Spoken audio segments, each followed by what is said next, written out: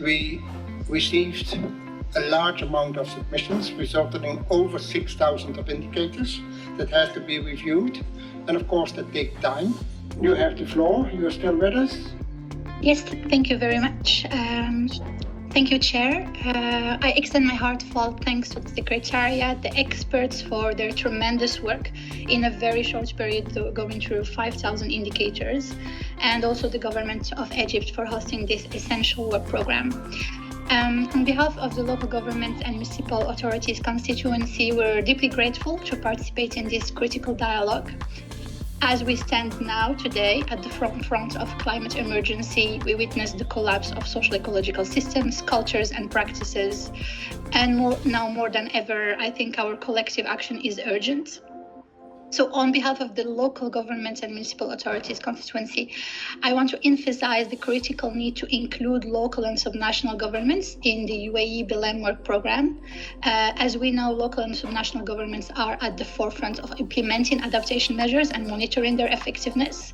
So we strongly urge parties to systematically enhance their effort towards effective multi-level climate governance in their guidelines for experts. And based on this consideration, I have 4 questions to the experts. First, could the experts clarify which indicators were evaluated? I want also to join the state parties and SEDAR on clarifying what are the criteria of choosing indicators. So how do the experts assess the quality of an indicator?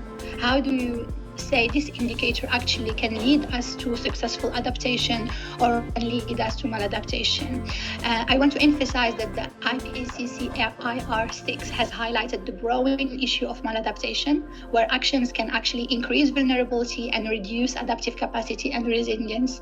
And bringing this question, how can we ensure the indicators capture not just the scale of adaptation, but also its effectiveness and the potential risks that can link to these adaptation actions? My third question is, can we consider multi-level governance and locally led approaches themselves as indicators of adaptation quality?